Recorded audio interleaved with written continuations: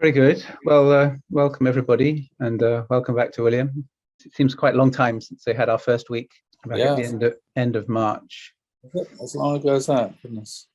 I didn't realize it being as long as that. I've been a bit indisposed with popping up to hospital for chemo, and then I spent a week in Slovakia, so I had to prepare quite a few lectures for that, teaching the Done program, and then I got back and need a bit of time to think about this. So yes, well, without further ado, okay, so sort of carrying on, tracing God's providence after the fall of the Berlin Wall. So last time looked a little bit at what happened, didn't go back too far, the end of the First World War. Well, before the First World War, basically the world was a world of empires.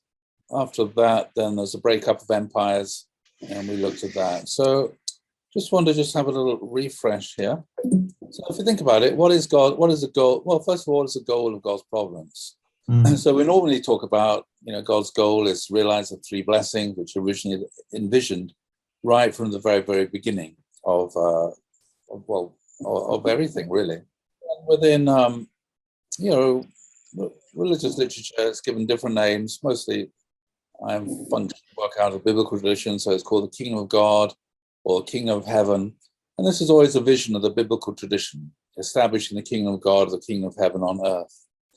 And think about it in terms of our own, and also sometimes talking about Canaan. We're marching to the blessed land of Canaan with delight. That's also part of that sort of imagery or metaphor. And within our own spiritual tradition, we talk about Chungoguk, which, as we know, the meaning somehow is the two become one. You might wonder, where does that come from, that imagery, two becoming one? Well, it goes all the way back to the second chapter of Genesis, where Adam and Eve become one. That was the whole point of that. Man leaves his father's house and joins with his wife, and they become one flesh. So that's that kind of imagery there, as a husband and wife united into oneness, expanding then to the family, to the community, society, a nation, the world. So if we think about then, okay, we're talking about the Kingdom of God or heaven or Chungoguk. So what are the principles of the Kingdom of God based on? So Father said, Tripent said that family pledge is the constitution for the Kingdom of Heaven. So these are some of the words I plucked out of the family pledge. Obviously the word, which are very prominent, obviously the word family occurs in every single one of those 8 verses. The word ownership, our family is the owner of Chungoguk, so ownership is also incredibly important. God obviously occurs there in the first one, the kingdom of God, and God occurs a few more times. Love is very important. Freedom, peace, unity, and happiness. So those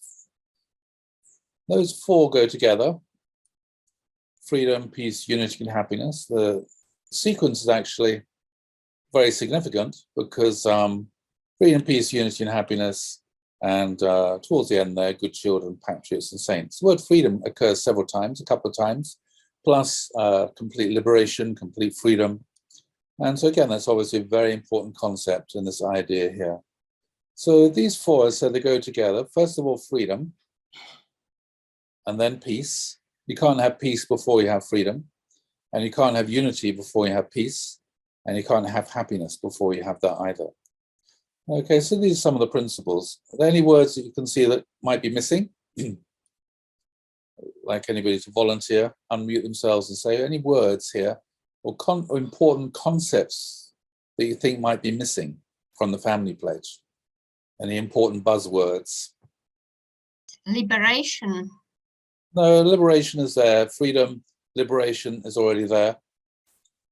And the last one, liberation and complete freedoms, right at the end of the family pledge. Harmony. That goes together. Peace and unity is like harmony. Responsibility. Well, okay, that goes with freedom. There's no freedom without responsibility. Restoration. Well, hopefully in the kingdom of God you won't need any. But yeah, it's important. That's a good one. I hadn't thought of that one. Obedience. That's there. Absolute love. Sorry, absolute faith, absolute love, and absolute obedience. That's already there. I think it's the second to last one, as far as I remember. And I looked at that. We looked at that in terms of absolutely listening to and obeying your conscience. That's what the meaning of that is. Okay, this is what I thought of. Justice. Do you think that's an important concept? Establishing a kingdom of heaven, a good society? I think it's pretty fundamental myself. So when God introduces himself to Moses, God introduces himself as a God of compassion, but also as a God of justice. Yeah, God says, I forgive the innocent. No, I forgive those who repent and apologize, and but those who refuse to, they get punished. So this is a very, very important concept within the biblical tradition, that God is a God of love and a God of justice. And we go right back to the very beginning of God's providence, when God called Abraham. God said, I've chosen Abraham, so he will direct his children and his household after him to keep the way of the Lord by doing what is right and just. So the Lord will bring about for Abraham what he's promised him. So right at the very beginning there, you can see justice is very important. So different kinds of justice here, which we looked at before when we looked at the story of Abraham. One is this one here. It's the rule of law. So criminals should get punished and sent to prison. But the other one here, what is right? This here is more about, it's about fairness. It's very unfair that some people should be incredibly rich while others should be incredibly poor. So the importance here of distribution, so that everybody has enough to be able to live a dignified life. So this idea of justice then, two different aspects of justice here is incredibly important in the biblical tradition. And we saw that when we looked at the stories from Joshua to Jesus, we examined the prophets, how they're always talking about how God, through the prophets, Amos and the others, is always talking about how he wants to see a world of justice. And actually what upsets God and breaks God's heart more than anything else and caused God to grieve the time of Noah was violence. Several times it says God saw there was violence, violence, violence. And it's that which broke God's heart, because there was no justice. There was no, people weren't receiving what they deserved. There's no rule of law. So to be honest, I think this is an important concept. I think the family pledge should be revised and the word justice should be added here. But I'm afraid to say somebody will probably just accuse me of being a heretic as usual. Okay, so why justice then? So if we look at biblical philosophy, this is biblical epistemology, which is about theory of knowledge.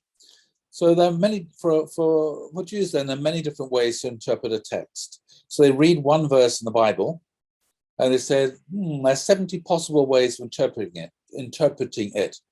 In other words, there isn't one correct way of interpreting every single verse in the Bible. And so, basically they say there's 70 possible readings, which means they're always arguing and discussing about which one makes the most sense. So in this way of interpreting the text, trying to understand through arguments, trying to pursue the truth, so arguing for the sake of truth, arguing for the sake of better understanding. So through that, they come to the conclusion, well, actually, there are many ways of making sense of reality. In other words, there isn't just one view, which is the right view. Actually, every single human being is an individual, unique expression of God, sees things from their own unique individual point of view. That's inevitable. It can never be anything other than that. So since every human being then is an expression of the divine, from a biblical point of view, that means we should respect every person's view, because every person sees things from their own point of view. In that sense, it's a point of view from which we can learn something. That's the story of the blind man and the elephant. I think I told once. I can't remember when now because I've got chemo brain. So that's important here. So respect every person's point of view. So of course, when in order to be able to do that, that means listening is very important. So the most important, one of the most, probably the most important virtue within Judaism, the biblical tradition, is listen. So that's why God says, "Hear, O Israel, the Lord is one." Listen, listen to God, listen to the voice of conscience, and then of course obey and follow the voice of conscience. So listening is very important, but also recognition here as well that everything is limited by language. I mean, anybody here who's not English can probably speak more than one language fluently. And when you can speak more than one language fluently, you realize that when you're thinking in one language, the world looks different than when you're thinking in another language, because you can never have an exact translation from one language to another, because every noun, every verb has slightly different meaning and nuances in every language.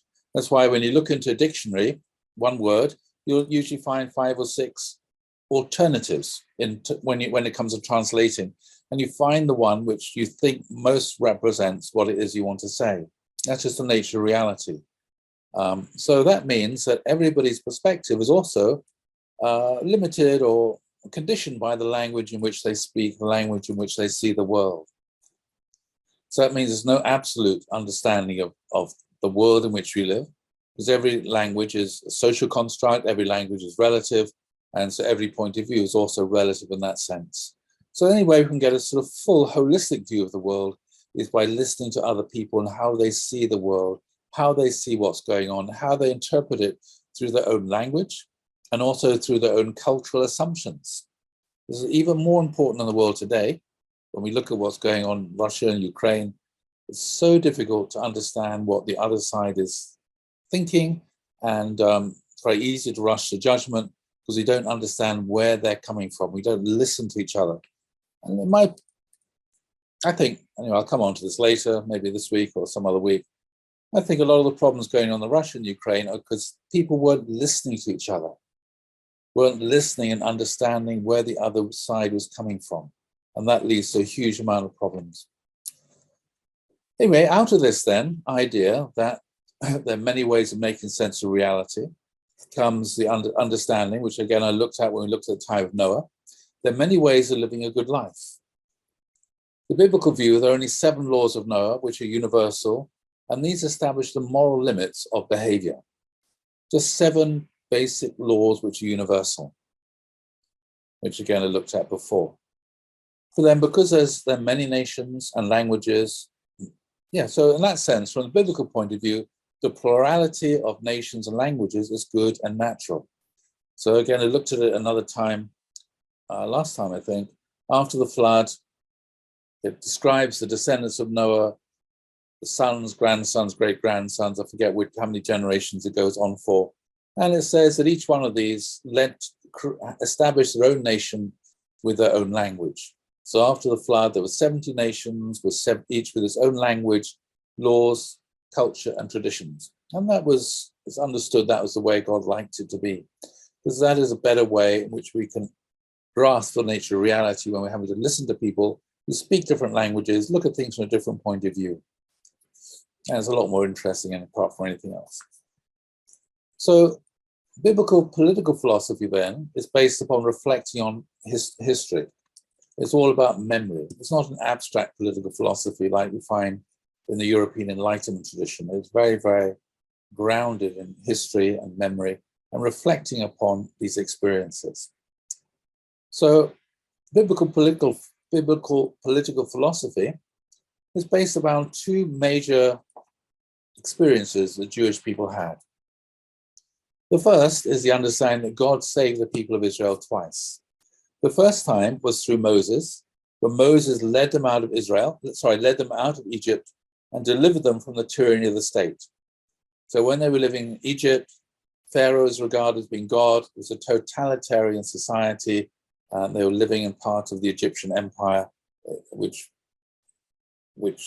had slaves from many different places. Anyway, so they left Egypt, they went into Canaan, and then followed the period of the Judges. And we looked at this when we looked at the period from Joshua to Jesus, and we saw how it was under the Judges, very quickly, it descended and formed anarchy, or in what we would now call the failed state.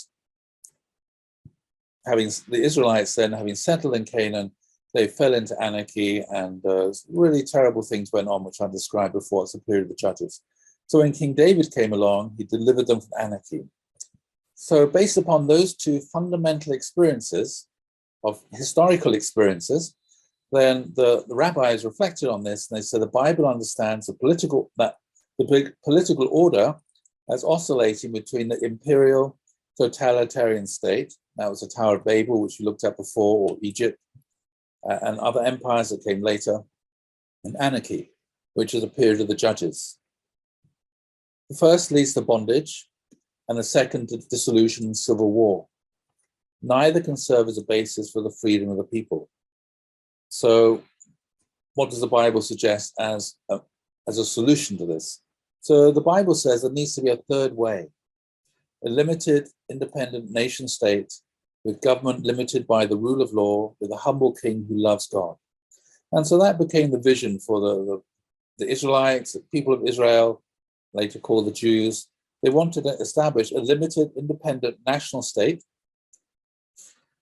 with a government limited by law, Mosaic law and other laws, with a humble king who loved God. And they felt this is the way in which we can have peace. No longer part of an empire, totalitarian state. It was also not anarchy. But it wasn't just an aspiration for their own country. The biblical vision is that there be many nations, and every nation should function the same way. Every nation should have a limited, independent, struggling to construct sentences here. A limited, independent national state with a government limited by the rule of law and with a humble king who loves God. And it's this kind of vision, honestly speaking, which inspired quite a few of the political philosophers of the Enlightenment. John Locke, for example, and other people. And if you look at the founders of America, they are particularly inspired by the biblical vision of this, a third way, not part of an empire and also not anarchy, but a limited government. Of course, of the humble king or president who loves God. That was the idea. So I would say this is God's providence. God's providence is to create a world in which there are many, many nations, but each nation is an independent nation with a government limited by the rule of law and with a humble king or president or prime minister or whatever who loves God. And so I would say that's God's providence, to try to create a world which is like that. And as we looked at before, at the beginning of the last series, the principle talks about this, the United Nations, the brotherhood of man, this vision then of many, many nations meeting together, but not a single world government, not a single universal world state. And how is this God's providence to go forward? Well, in the principle is this very important sentence: if the function of the conscience were absent in fallen people, God's providence of restoration will be impossible. So if you rephrase this, what this means is God's providence only advances to the extent that people listen to and follow their conscience. So sometimes people say, oh, this is God's providence. I'm very skeptical about using that kind of language, to be honest. God hasn't got a plan in that sense. Sometimes people think it's all predestined, or this is God's plan, this is God working. But to be honest, a lot of things that go wrong just because people don't do the right thing. Listening sometimes to people talk about this, this dreadful situation, Russia and Ukraine. Sometimes people say God has a plan. To be honest, because through this war. To be honest, this war is not the result of God's plan. It's a disaster. Because people didn't follow their conscience, they weren't listening. So everything's gone off the rails, and God's providence here. So got to find a way to bring things back on. And that all depends upon people listening to their conscience. So this is illustrated rather more poetically than it is in the divine principle by the Bible. In Isaiah, God says through the prophet Isaiah, when I came, why was there no one? When I called, why was there no one to answer? In other words, when I called, why did nobody hear my voice? Why did nobody respond? Why was nobody listening to and following their conscience? Was my arm too short to deliver you? Do I lack the strength to rescue you? By a mere rebuke, I dry up the sea. I turn rivers into desert. Their fish rot for lack of water and die of thirst. I clothe the heavens with darkness, and I make sackcloth its covering. But God is only able to act and intervene, and for God's providence to go forward when people are there, listening. Just like when Samuel heard this voice, woke him up in the middle of the night, and he thought it's Eli, the judge who was calling him, And Eli said, no, it wasn't me. And Samuel went there a couple of times. And then Eli said to Samuel, when you hear that voice, just say, here I am, Lord. Here I am. I'm listening. What do you want me to do? And unfortunately, not many people are listening in the world.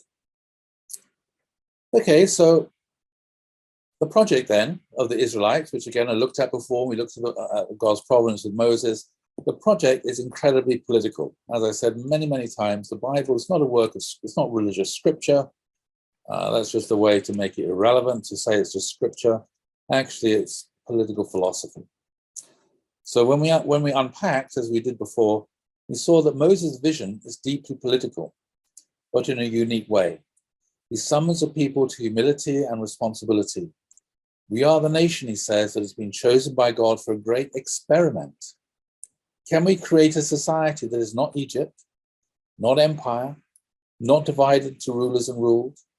Can we stay faithful to the more than human hand that has guided our destiny since I first stood before Pharaoh and asked for our freedom? For if we truly believe in God, in whose handwriting our history has been written, God to whom we pledged allegiance on Mount Sinai, God who is our only sovereign, then we can do great things. So this is the vision of a God-centered nation, and ultimately many, many God-centered nations, because as I said before, God called the nation of Israel to be his chosen people, to teach people about God and the moral way of life.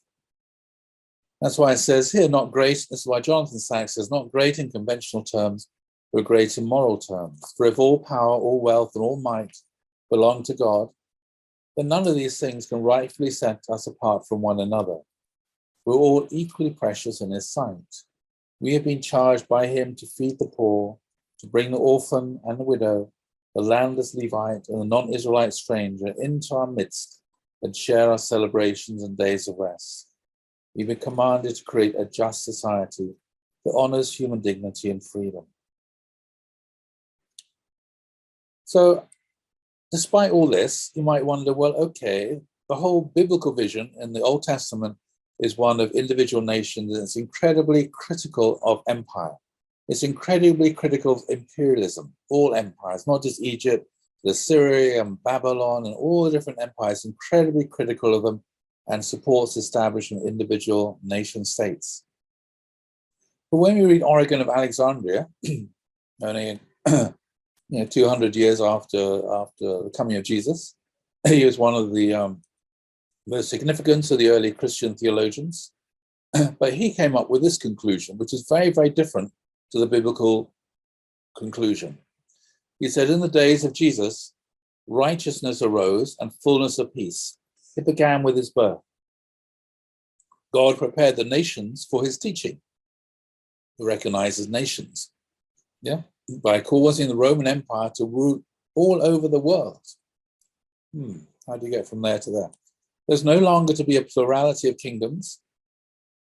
Else would the nations have been strangers to one another, and so the apostles would have found it harder to carry out the task laid on them by Jesus when he said, "Go and teach all nations."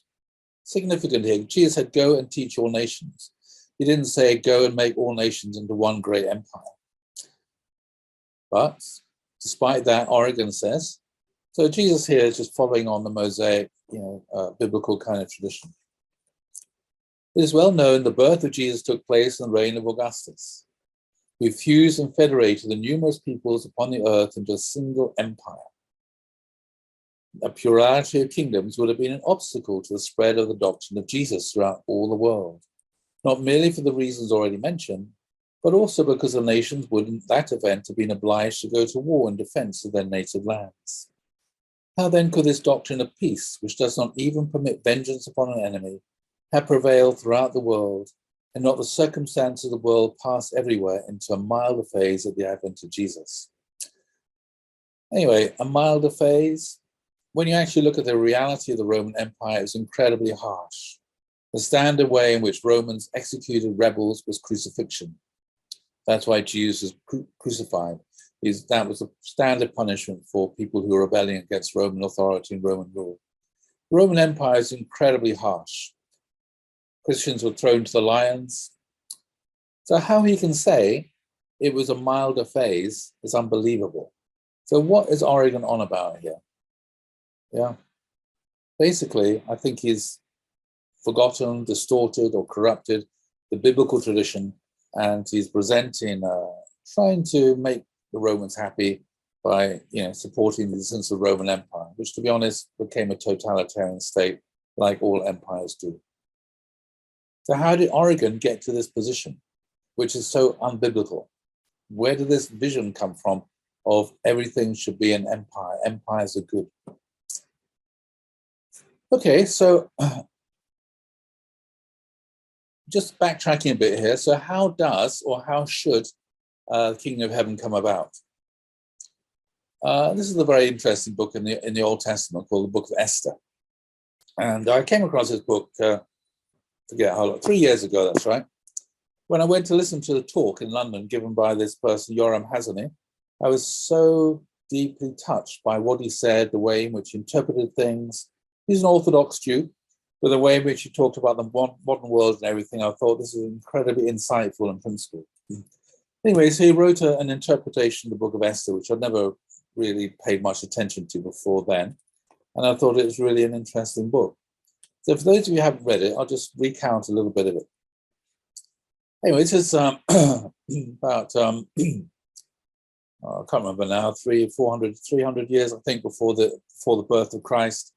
There was a Persian king called Xerxes, and he's the one who tried to invade Greece. And I think he was the one who's defeated by the 300 at the Battle of Thermopylae, I think. Anyway, in the Book of Esther, he's called Ahasuerus, the king of Persia. Anyway, he had a wife called Vashti, and at some point she upset him because she wasn't doing as she's told, and he was very upset with her, so he divorced her. And then he was, very concerned about the way things are developing, so he appointed somebody called Haman to be his prime minister. Anyway, round about this time, and then there's another, so Haman became his prime minister. There's another person who features in the book called Mordecai, who's a Jew, a courtier in the, sort of hung around the court, served in the court, was involved in business. And he had a niece called Esther. And anyway, when anyway, I just call him Xerxes. When Xerxes divorced Vashti, then he was wifeless. So he's looking for a new wife. Anyway, so he interviewed, inverted commas, or wanted to interview all the young ladies of the. And so one of the people who came before him was Esther, and he interviewed Esther, and she was the one who pleased him the most, that he liked the most, and so he married her as Mordecai's niece. And Mordecai said, gave her, this is the Persian name, her own name was, she had a Hebrew name.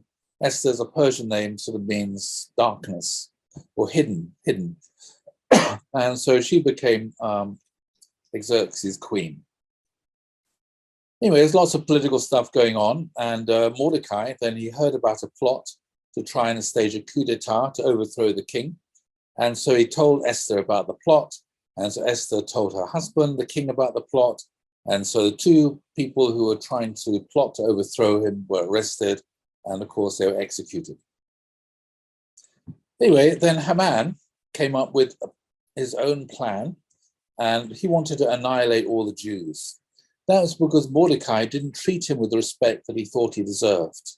He thought that everyone should bow down to him, and everybody did treat Haman with exaggerated respect because he was a prime minister. The only person who didn't do that was Mordecai.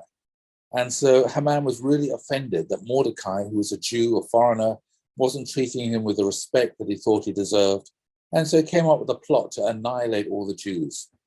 And he told this to Xerxes, can I have permission to annihilate all the Jews on this particular day?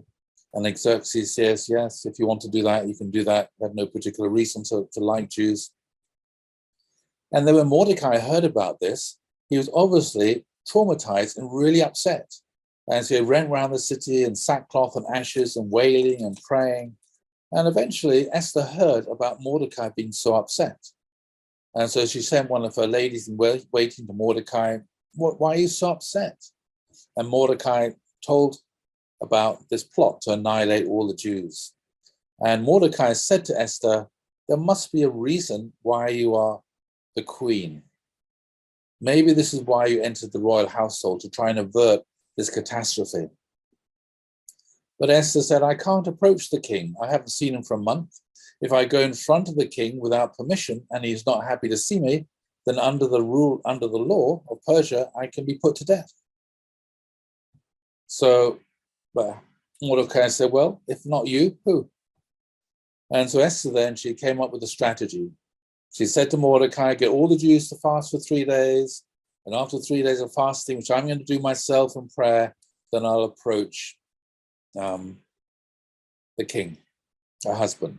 So she set up a strategy, and she invited Xerxes and Haman to dinner 2 days in a row. And eventually then, through this, then Haman was exposed. What was exposed? Anyway, it's exposed for trying to stage a coup against Xerxes. It became very, very clear what he was doing, and that maybe he was connected to this earlier coup attempt. Yeah, because of this then, Haman was executed and all the Jews were saved, and Mordecai became the prime minister. Now, one of the fascinating things is that God is not mentioned in this book. God is not mentioned in this book. And so some people think, well, it's a very secular book. God doesn't occur in the Book of Esther. In which case, why is the book in the Bible then, if God's not there? So this then is a very important book, because it's, okay, how do you conduct yourself as a religious person in a world in which there are no prophets and God isn't directly telling you what to do? Okay, so let's have a look. So this is Yoram has on his commentary on this story, which I told you. So Esther then, she caused all these things to happen. In other words, the decree against the Jews to be revoked, and for the Jews to be saved, and Haman himself to be executed. She caused all these things to happen through her own manipulation of the king and his prime minister. Events turned on her courage and resourcefulness, so she risked her life to approach the king to plead for the Jews. If this is right, then we can only begin to understand what the Esther story has to do with miracles once we recognize that the real miracle in this story is not some coincidental twist in the plot. So in this book then, there's no miracles like God intervening or a thunderbolt or the seas parting or these kind of miracles. There are no prophets working. Yeah. And the real miracle in the story is Esther herself. So it's not about coincidences, it's about Esther.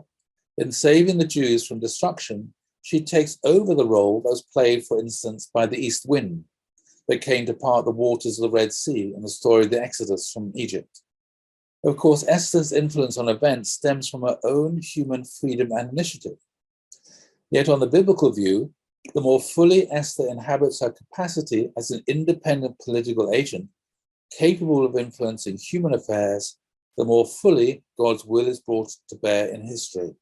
Yeah? It's only because she takes the independent initiative that God's will is brought to bear. She doesn't wait around waiting for a revelation. She doesn't wait around waiting for a prophet, nor does Mordecai. Both Mordecai and Esther, out of their own initiative and their own sense of responsibility, take the initiative, and that's how God's will is brought to bear. So in that sense, it's God's providence entirely goes to the extent that people following their conscience. We'll see that a bit later. So God acts in Esther in turning aside from the road of complacency and cowardice. So Esther said to Mordecai, if I approach the king, I might be put to death.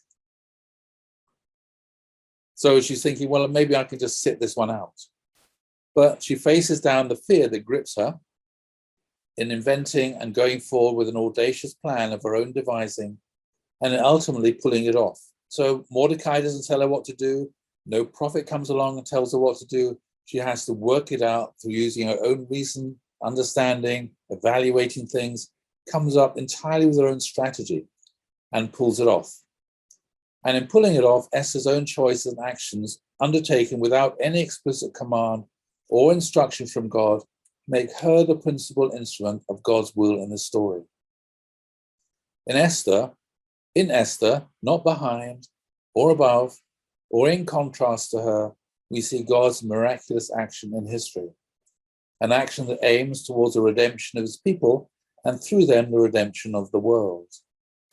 The entire concept of the covenant, this is going back to Moses, the Mosaic Covenant, when God and the people of Israel voluntarily entered into this agreement, this covenant with each other. The entire concept of a covenant or alliance between God and man is constructed around the metaphor of a king in need of the active assistance of his ministers, generals, and allies. The character of God's project with his people thus requires their participation from its inception. God needs our help. That's a really important idea here. The biblical idea is without our help, God's providence doesn't go forward. Without our help, the kingdom of heaven will not be established. Yeah, and this is all the language of the principle, of course, but this is the whole language of biblical political theology and philosophy. So, again, an interesting little passage here. If we see ourselves, let's sort of contrast here, if we see ourselves as the sole responsible agents in human history, it's only too easy to imagine that we have taken God's place. This is a mistake of so many utopians and terrorists who persuade themselves that if only human initiative could be pursued with sufficient energy, the entire fabric of the world could be reformed once and for all, here and now. Of course, that was the motivation of the Bolsheviks. Let's stage a coup d'etat. We have a plan to create an ideal society, an ideal socialist communist society. We have a plan to reform and to rewrite history and create a new history from year zero. Of course, the communists didn't actually say 1917 was year zero. That was something the French revolutionaries did. And this kind of vision, we can do it. We don't believe in God. We have to do it all by ourselves. But there are limits to what any human effort can achieve. Who knows, Mordecai tells Esther, whether it was not for such a time as this that you came into royalty. So he says, who knows, whether it's not such a time as this you came into royalty. He didn't say maybe God put you there. It's just like, who knows? Is it just chance? Is it God's plan? Who knows? You came into royalty. So here it's not just the idea that you ended up becoming the queen, but somehow that you became part of God's royal family in that sense. There's that other kind of aspect to it and the meaning of her name as well. And this who knows means that we just don't know. We do not know whether our best endeavors will, in the end, be those of Moses, who succeeds in awakening God from his silence and bringing redemption to Israel. I found that really interesting. I never thought of it like that before, that Moses woke God up from his silence. I never thought of that before. You know, obviously, Moses is praying because of the suffering of the people in Egypt, and it's at that point that he meets God at the burning bush. Same with Father. Father prayed to understand why the Koreans are suffering so much. Muhammad prayed so much to understand why there's so much corruption in Mecca. Yeah, Jesus probably prayed so much, why are we living under this harsh Roman oppression? Yeah, so anyway, he phrased it like this, maybe succeeds in awakening God from his silence. Interesting. Bringing redemption to Israel, or those of Joseph, whose failure to deliver Israel dooms his people to centuries of bitter slavery. So that's another aspect about Moses, Joseph, I think I talked about before. It is this utter ignorance about whether we will succeed in the end, or whether political redemption will only come centuries from now, that brings recognition of God's presence in our political lives today. Our contribution to the tapestry of history, as it will appear in a few years from now, may turn out to be important or insignificant. But in any case, the making of the tapestry as a whole is not in our hands. In other words, we can do our own little bit, not knowing necessarily the place of our little bit in the big story. The idea that we can create an entire new fabric of the world is just hubris, is sheer arrogance. the idea we can completely rewrite history, we can rewrite and recreate society in our own image and likeness, is just another form of idolatry. Make society conform to our own ideals, our own plans. All we can do is our little bit. And in time, people will recognize either what we did was significant or insignificant, and who knows. So looking to the principle then, principle insight, this reminded me of this. This is the paragraph on the Renaissance. The principle says, we are created to attain perfection by fulfilling our given responsibility of our own free will, without God's direct assistance. We're then to attain oneness with God and acquire true autonomy. Therefore, it's the calling of our original nature to pursue freedom and autonomy. The person of perfect character understands the will of God and puts it into practice through his or her own insight and reason, without the need to rely on revelations from God.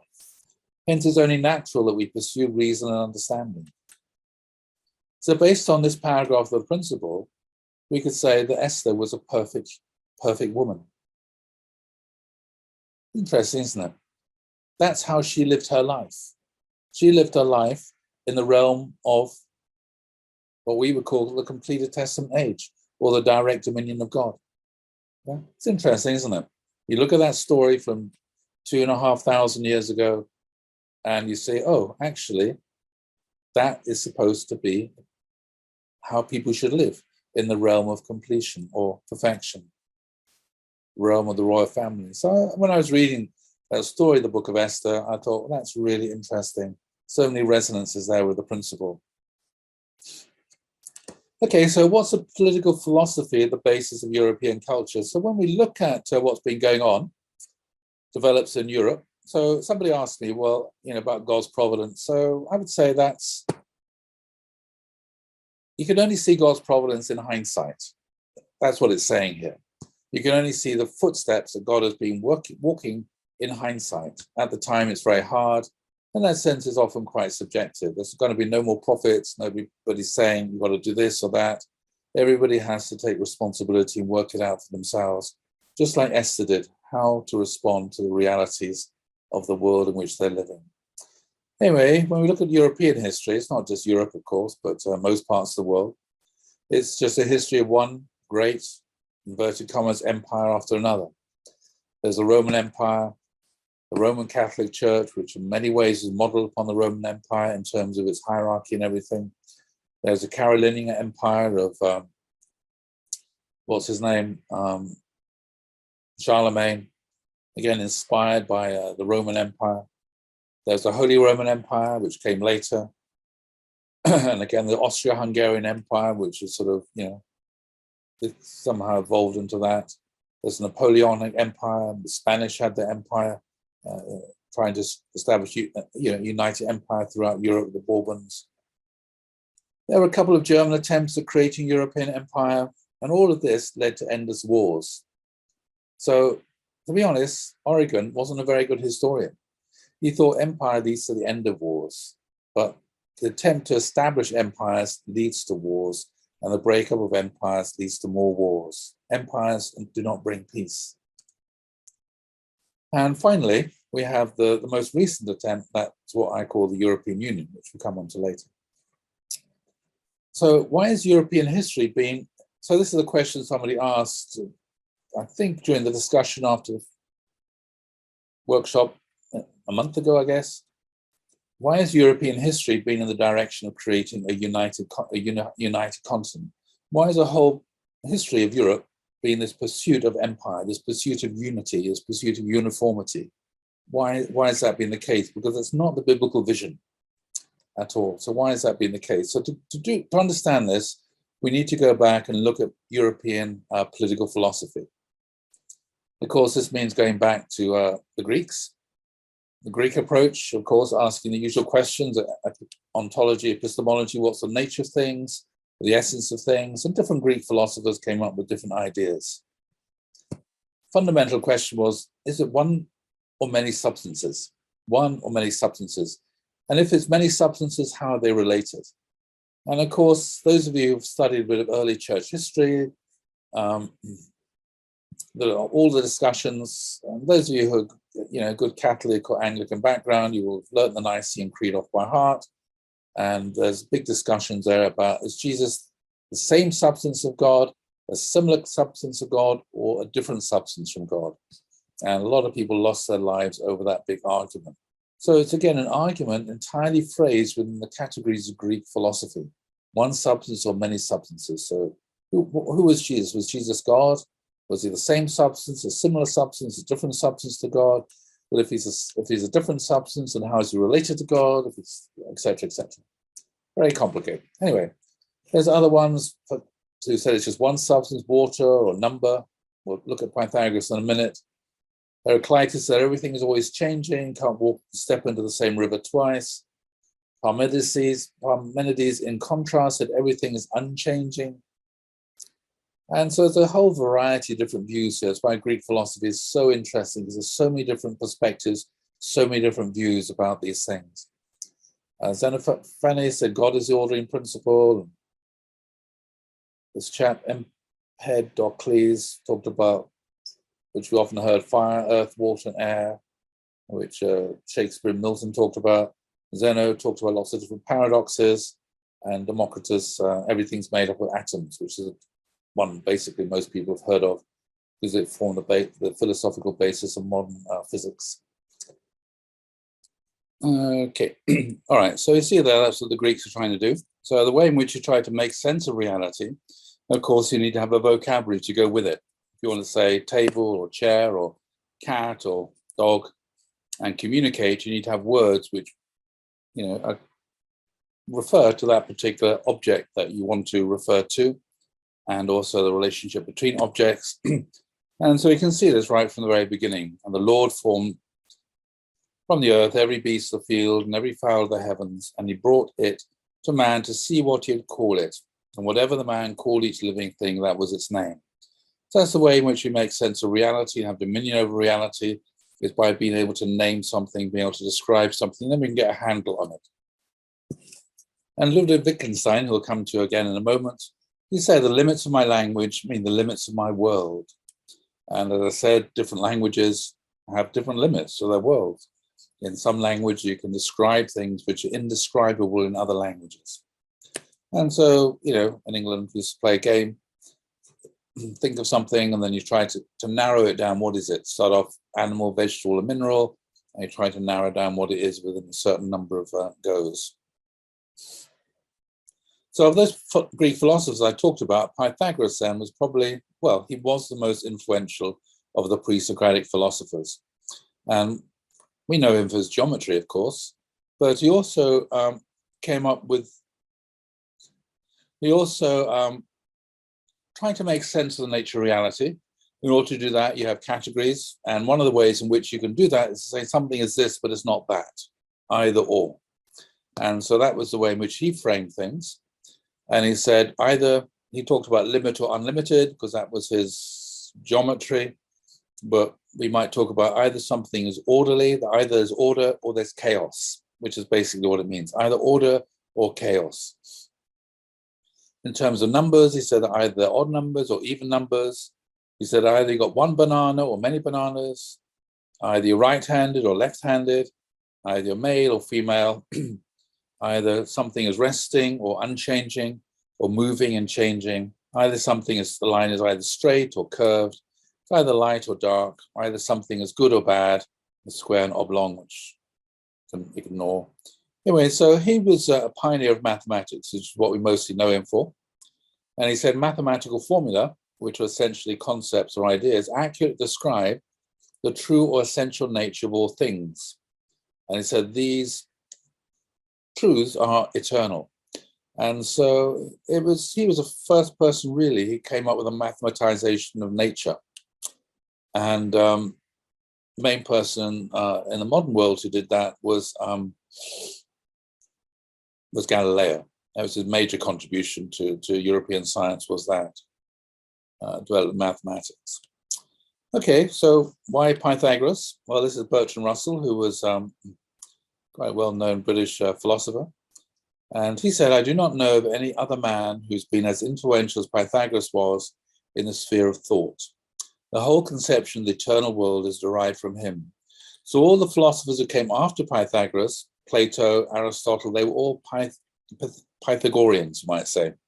They were all disciples of Pythagoras, and they accepted Pythagoras' basic assumption about the nature of reality, and that's the whole thing.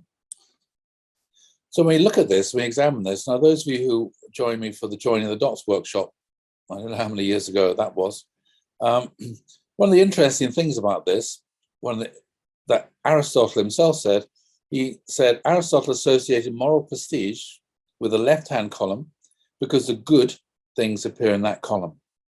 So that was important. Aristotle is one who recorded Pythagoras' table and passed it on.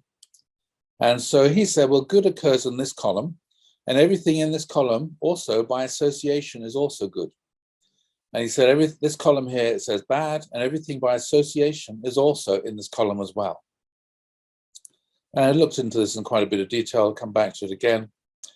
And so that was his way of looking at things, and good and bad. So it's an interest. Anyway, I'm not going to go into this in great detail at the moment, but Jordan Peterson had an interesting take on this order and chaos thing, which I think, again, is a very important pair of categories, which, again, I haven't heard discussed within the principle. I think they should be, anyway, they can be fitted in there.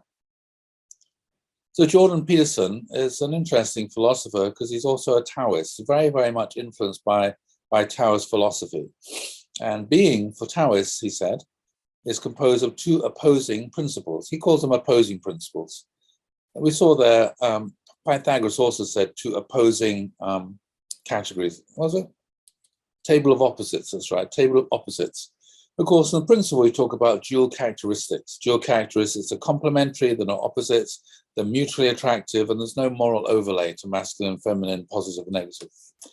Anyway, he said, Taoist, he said, reality, being is composed of two opposing principles, often just translated as feminine and masculine.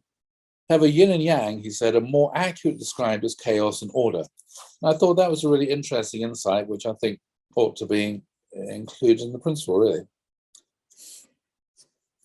So chaos and order, he said, are fundamental elements because every lived situation is made up of both. We inhabit order surrounded by chaos.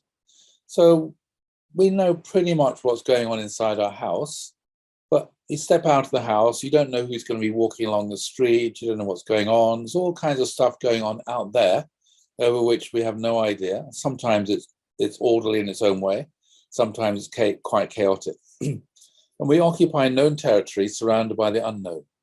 To straddle that duality is to be balanced. And so this is a really important insight, I would say. Some people, they just want order, and you end up with a planned society. Other people, which is what we saw there in the biblical understanding, it leads to totalitarianism, empire, Babel. Other people want, enjoy chaos. Judges, you can do whatever you want. There's no laws, no rules. You can just do whatever you want to do. But how to balance these? Well, in terms of economics, I don't know what I'm talking about. Anyway, in terms of economics, talk about a free market is a place where there is order, the rule of law, and incredibly complex, but at the same time, it's quite chaotic because people can make all kinds of decisions. And so in the free market, then you have this balance between chaos and order, which of course means you've got a huge amount of flexibility. So if something changes, it's possible to adapt to that change, but you can only do that within the law, within the rules. Anyway, so Jordan Peterson said order, the known, is symbolically associated with masculinity because a primary hierarchical structure of society is masculine. Men are the builders of cities, the engineers, the stonemasons. Order pushed too far is very destructive, and it leads to authoritarianism. And eventually, what you do with people who won't conform, you send them off to a concentration camp, or you just exterminate them. So that's a sort of extreme masculinity. End up with fascism and lots of nasty stuff. On the other hand, he said chaos, the unknown, is symbolically associated with femininity. All the things we encounter were born of the unknown. Chaos is matter in the Greek, origin or mother. So again, mother, the word here matter means not just matter, physical matter, but also mother. The substance from which all things are made. It is what matters, or in other words, it's what's important. Chaos is possibility, the source of ideas, gestation, and birth. The darkness of the cave or the womb from which what's going to come out, what's going to be born. The mother, grizzly, that's a grizzly bear, kills cubs, kills threats to cubs out of compassion. And of course, if you annoy a bear, it gets extremely angry and extremely violent, which of course works in the political sphere as well. And also, you have sexual selection there as well, which what the incel people complain a lot about. So you can see here, from the Taoist point of view, you have this balance then between chaos and order. And both of these principles are necessary. It's not that one is good and one is bad. Both of these are necessary and both of them need to be in harmony with each other. And I think this should be included into the understanding of dual characteristics. Okay, so for the Greeks, though, following on, as I said, they so here, these are opposing, so a table of opposites. They're not complementary, they're table of opposites, and one is good and one is bad. Very different to the Taoist conception. Okay, so Plato then, who as I said was a Platonist, tries to make sense of the nature of reality. He lives in the world like we all do. There's nature. And just like all scientists and philosophers and people, he tries to make sense of the world in which he lives. So he wrote a book called the Timaeus. And in the Timaeus, Plato presents an account of the formation of the universe. So Plato then is deeply impressed with the order and beauty he observes in the universe, like most people are. And his project in the dialogue is to explain the origin of that order and beauty. The universe, he says, is a product of rational, purposive, and beneficent agency. It's the handiwork, he says, of a divine craftsman who, imitating an unchanging eternal model, imposes mathematical order on a pre-existent chaos to generate the ordered universe. So here's going back to Pythagoras. You have order and chaos, and order has to be imposed upon chaos. Yeah, that's the only way you can have an ordered society or ordered anything. Order is imposed upon chaos. That creates the ordered universe. The chief explanatory principle is teleological. The universe as a whole, as well as its various parts, are so arranged as to produce a vast array of good effects. This strikes Plato strongly. This arrangement is not by chance. We hear this language today. The world didn't evolve by chance. It must have been a plan. It's not new, this language that Christians and other people have about evolution and intelligent design. It's not a new argument. It's just echoing the discussion, the arguments have been going on 2,000 years ago with Plato, 2,500 years ago.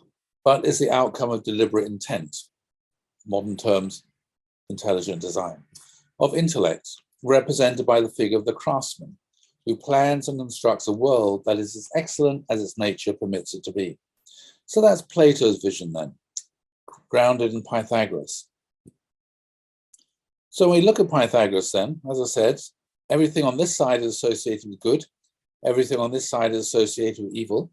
So the implications are, before we get to that, just reiterating what, similar to what Bertrand Russell said. This is Derrida. He's a French postmodernist, died about 10, 15 years ago. Western thought, he said, has always been structured in terms of dichotomies or polarities, going back to Pythagoras here. Good versus evil, being versus nothingness, presence versus absence, truth versus error, identity versus difference, mind versus matter, man versus woman, soul versus body, life versus death, nature versus culture, speech versus writing. And people in the argument, they always take one side or the other. In other words, is our character all genetic from nature, or is it all socially constructed? And generally speaking, people say it's either one or the other. And that's just the way that European philosophy and intellectual thought is generally speaking developed in terms of dichotomies and both polarities. And often they're false dichotomies or polarities. At the end of the day, some people are beginning to realize actually both of these have an influence. It's partly genes and partly your upbringing. Yeah, well, it's quite a modern development, the idea of getting away from this dualism.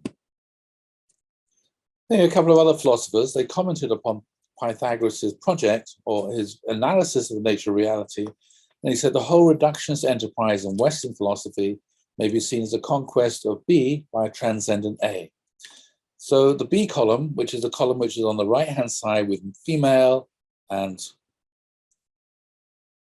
evil in it and chaos in it and left in it, he said that is all one side, and the other side, which is good and male, is trying to eradicate or conquer, eliminate the B side. And this is really important. So it's not merely the knowledge of earlier generations that communicated us through the medium of language. So talking again about language, there's someone called Friedrich Hayek, who's an Austrian economist and political philosopher, and lots of other things as well. It's not merely the knowledge of earlier generations communicated us through the medium of language. The structure of the language itself implies certain views about the nature of the world. And by learning a particular language, we acquire a certain picture of the world, a framework for thinking within which we henceforth move without being aware of it.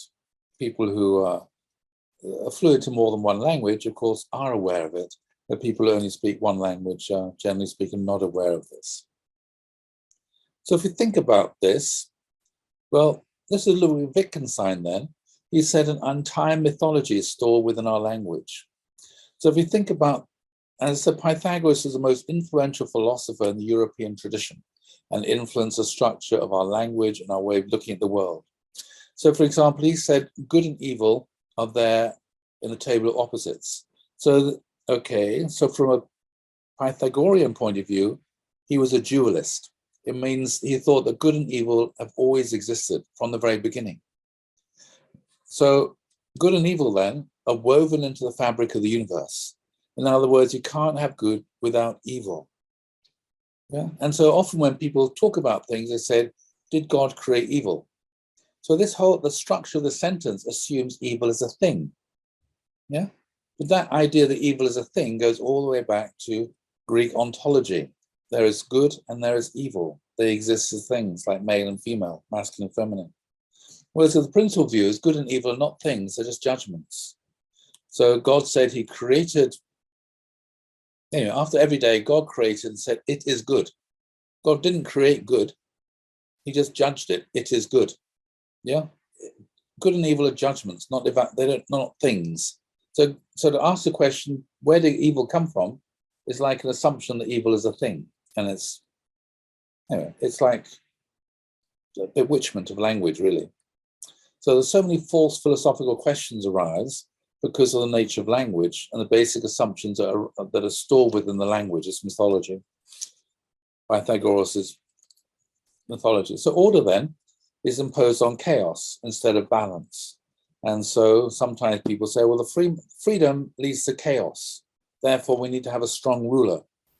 So it very easily then leads to authoritarianism. We need to have a dictator to organize society and to tell everybody what to do. Out of this comes the idea of a planned society.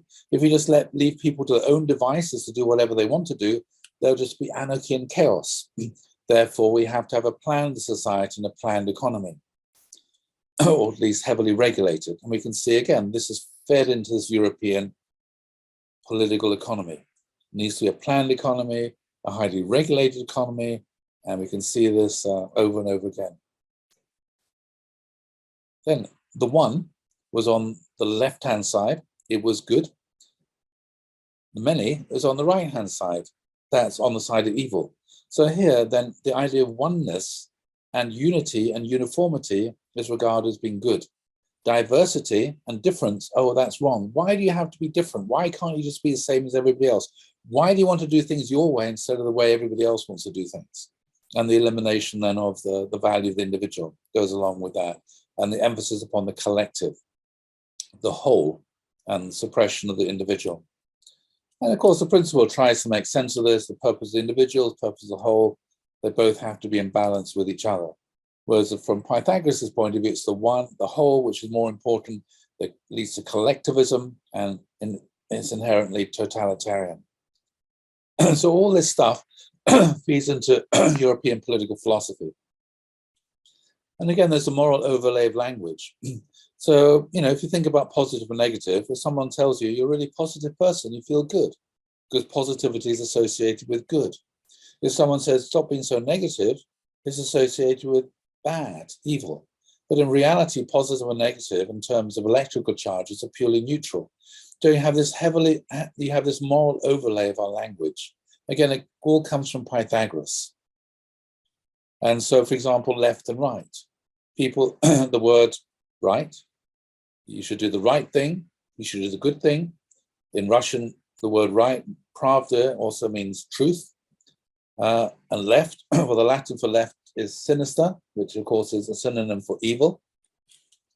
And so that's why throughout European history, left-handed people were regarded with suspicion, because they were seen as being rather crooked, on the right-hand side of the table, instead of being straight. And again, crooked, he's a crooked person. Again, he's an evil person, he's a straight person, he's a good person. So again, you have this moral overlay all the way coming from Pythagoras. When you think about the principle, there's no moral overlay on the dual characteristics. Internal, external, there's no moral. Internal, external, you can't have one without the other. It's not that internal is good and external is bad. When unificationists talk in that way, they're talking in the language of Pythagoras, putting a moral overlay on internal and external, which is not there in the principle. Sung-sang is not good, Hyung-sang bad. There's no moral overlay in the principle understanding the nature of reality. So when people say, oh, that's very external, as if it's bad, that's just not the principal language or understanding the nature of reality. So, many unificationists are still stuck in the mythology of Pythagoras and haven't really made a transition to the mythology of the Bible and the principle. Yeah, so what happened to left-handed people? Well, my father-in-law is left-handed, but then he's forced to write with his right hand, when he was at school. And of course, this often leads to all kinds of disturbances for people and problems. The idea of trying to eliminate left-handedness was always a project of schools. And so that moral overlay, which you don't find in the principle, in dual characteristics, masculine, feminine, it's not good and evil there. Inner and outer, again, no moral overlay there either. So this is very significant then, in terms of the way in which European culture has developed. And basically, most Europeans, because of the language, are stuck within this paradigm. Anyway, so coming back to this chap called Wittgenstein.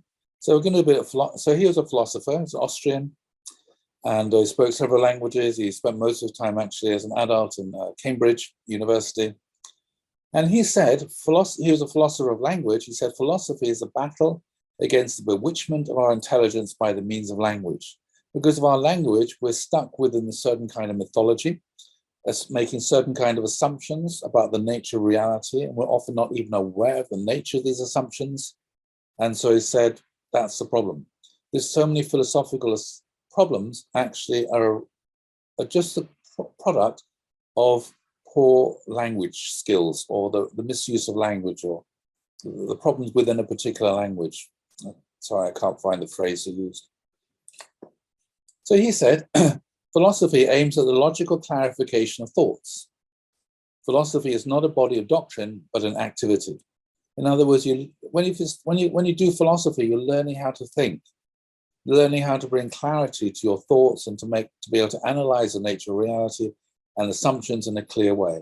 It doesn't mean, I follow this particular philosopher or that particular philosopher. That's not philosophy. It's just learning how to think and to have a clear mind. So when Wittgenstein did philosophy, he didn't do it in the way that the other philosophers did philosophy. And so people were really upset and annoyed with him. And he said, what is your aim? They asked him, what's your aim in philosophy? And he said, my aim in philosophy is to show the fly the way out of the fly bottle. In other words, if a fly goes into a bottle, it just goes round and round and round and round and round in circles. It doesn't know that there's a way out. And so often, so many arguments are like that. They go round and round in circles. And he said that's the problem of language and people's assumptions about the nature of reality. So all these circular arguments, all these endless discussions are the product of assumptions that people have about the nature of reality, which they are unaware of and which may actually be wrong or false. So through helping people to clarify what they're doing, he said he wants people to be able to escape from this kind of situation. Anyway, so I like Wittgenstein. The basis, I'm not exactly a disciple of his, but that's also the way in which I like doing philosophy and studying things. Anyway, so the most influential philosopher in European tradition was someone called Plato. He was a follower of Pythagoras. So his understanding of the nature of reality, he accepted and adopted Pythagoras' understanding of the nature of reality. And he went on to do more in terms of political philosophy and other things. So he came from Athens during the classical period, and he's regarded as a pivotal figure in the history of ancient Greek and Western philosophy. And not only in terms of Western philosophy, he's one of the founders of the Western religion and spirituality, because he also commented a lot upon spirituality and religion. And he greatly influenced St. Augustine, who was the church father of the Western religious Christian tradition, and thus of Christianity. Hugely influential. And again, people don't even realize that actually they're disciples of Plato, because, as Hayek said, you swim around in this water without even being aware of it. You breathe air and you don't even notice you're breathing air unless a funny smell comes along. Alfred North Whitehead, who was the contemporary Bertrand Russell and Wittgenstein, he said, the safest general characterization of the European philosophical tradition is it consists of a series of footnotes to Plato.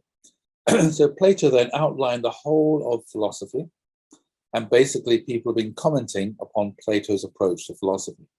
Plato's greatest disciple and critic was someone called Aristotle, but he himself was commenting upon Plato, just coming up with a different understanding of things than Plato came up with, but still framed within the terms of reference of Plato's categories.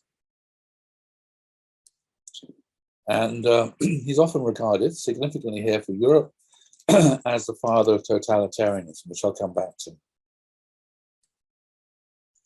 So if we have a look at his theory, what was Plato's theory? It was called Platonic Realism. So he believed he lived in the physical world, which we all live in. He also believed there was what is often described as a Platonic world. So he said that there are universals or abstract objects exist objectively outside of human minds. So you might think, oh, circles, well, they exist in my mind, they exist on a piece of paper. But Plato said, actually, they exist, these abstract objects really exist. These universals really exist in this Platonic, and they're called Platonic forms, and they exist outside the human mind. Yeah. So these Platonic forms can be illustrated by contrasting a material triangle with an ideal triangle. The Platonic form is the ideal triangle, a figure with perfectly drawn lines whose angles add up to 180 degrees. But he said, any form of triangle we experience will be an imperfect representation of this ideal triangle, or circle, or anything else. It's always going to be an imperfect representation because it's in the physical world, and the physical world is an imperfect world. So regardless of how precise your measuring and drawing tools, you'll never be able to recreate this perfect shape. And that's why you get the sense, oh, perfection is unobtainable. There's no such thing as a perfect picture, no such thing as a perfect essay, no such thing as anything that's perfect. Even drawn to the point where our senses cannot perceive a defect, in its essence, the shape will still be imperfect, forever unable to match the ideal triangle. Again, this hugely influenced us, European tradition, Christian theology, and everything else. So Plato's forms include geometrical figures, triangles, circles, but they also include the form of the good, beauty, and the truth. So that's why I believe good really exists. And that's why you also believe beauty really exists. And that's why I believe truth really exists.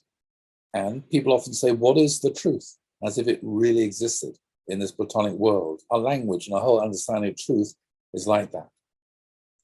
Yeah, show me beauty. In reality, the way our language works, I can show you a beautiful flower, I can show you a beautiful painting, I can show you a beautiful person, but I can't show you beauty.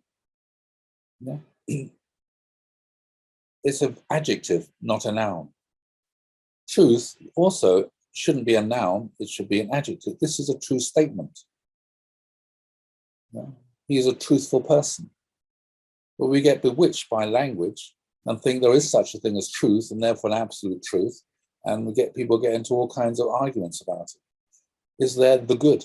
Well, as I said, there is good doesn't exist in itself. It's not an object existing in this Platonic world.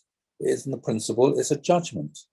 Anything which leads towards establishing three great blessings is judged to be good. Anything which leads to destruction, three great blessings, is judged to be evil. It's a judgment, it's an evaluation. It's a biblical and a principal understanding of good and evil. Anyway, as I said, Plato came up with this view, and we still think in these terms, and that's why we end up with so many arguments. So this is Plato's conception of forms and things. So he said, okay, there are coffee tables and dining room tables and all kinds of different tables, but they're all imperfect representations of the form of the table, a perfect table. He said there's the form of justice and Constitution, Bill of Rights, Nuremberg trials. All these things are imperfect expressions of the perfect form of justice. He talked about there's a form of a perfect cat, and all these different cats are just expressions of this perfect cat. All these concepts, he said, that we have of a cat, we have the language cat, we apply it to all these different kinds of cats, and we think it's just a word which exists in our head and in dictionaries, but he said this concept really exists in Platonic heaven. And he said this realm of being and these forms are transcendent, eternal, intelligible. In other words, people can grasp them and understand them. They're also archetypal and perfect, and the form are the cause of all things. That's the cause, and these are all the effects. Things in the realm of becoming, becoming like the form, perfect form. Things are spatio-temporal, stuck in space and time, changeable, sensible, copied, imperfect, and partake of the forms which imparts its general nature. So that was his understanding. And he said in the knowledgeable realm, the form of the good is the last thing to be seen, as reached only with much difficulty. Only intellectuals who can grasp it. Or philosophers. Once one has seen it, however, one must conclude that it is the cause of all that is correct and beautiful in anything, that it produces both light in its source in the visible realm, and that in the intelligible realm it controls and provides truth and understanding, so anyone who acts sensibly in private or public must see it. So here you got the idea there's one absolute good, which of course leads to, there is only one right way to live. And again, you end up here with absolutism and totalitarianism. Everyone should conform to this right way of living. Again, that feeds into the whole European tradition. As Mr. Sinclair said, the theory of forms can be applied to the state as to any other product of human activity. Just as all tables have in common a certain form, which makes them form tables and not some other thing, so there must be a form of the polis. Existing cities, like existing tables, are copies, more or less imperfect, of an ideal city. The ideal city has a real and not a merely nominal existence. And you can see the Book of Revelation informed by this kind of Platonic perspective in New Jerusalem descending from heaven. The ideal city is a real and not a merely nominal existence, but its existence is incorporeal in heaven, perhaps. In the form city, there are no political problems. Everything is unchanging and eternal. There's no politics because there's no arguments about anything. Yeah. You can live in societies in which there's no politics. There's only one person has the absolute power, and that's the way everything is.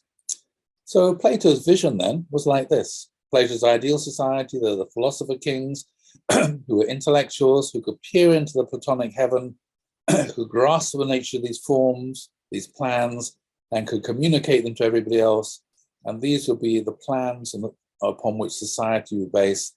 And these plans then would be implemented through legislation.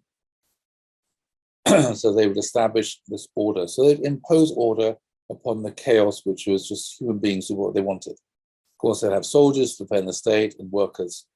So it was this hierarchical pyramid society. You look at feudal Europe, what's the difference? You have old Charles, what was it, Charles? No. Louis the something saying the state is me.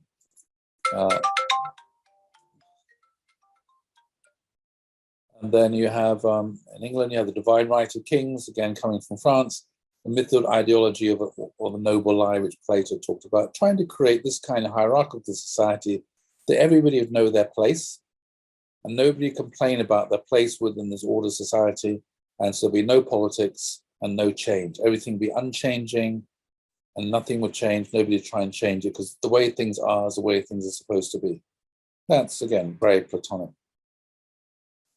And so Plato's, this is from Stanford Encyclopedia of Philosophy, Plato's idealism asserts the reality of non-physical ideas to explain the status of norms, and then reduces all other reality to a mere imitation of the former.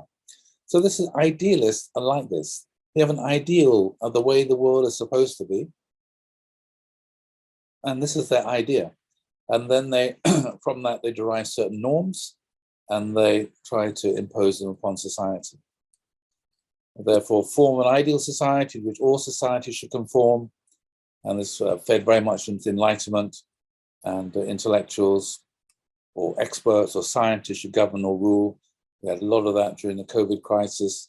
You know, let's follow the science. They know exactly what we should be doing. And of course, honestly speaking, we found out they really didn't.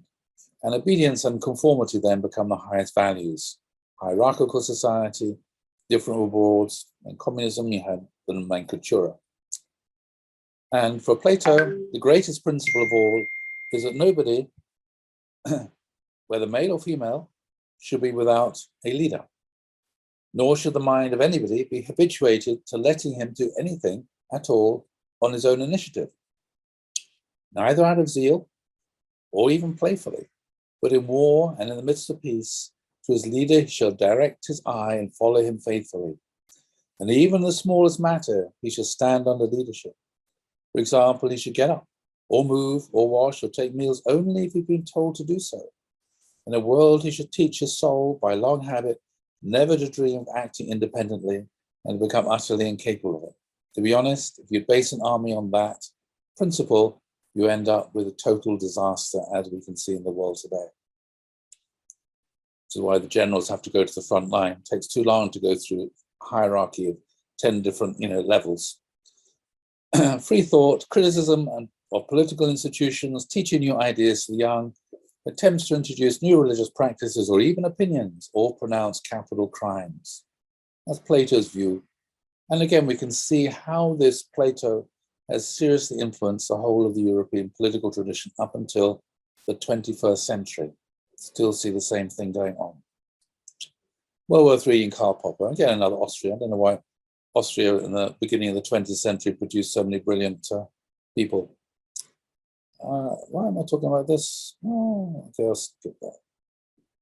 Something else I just wanted to talk about. No, obviously. Okay. Anyway, yeah. So this feeds into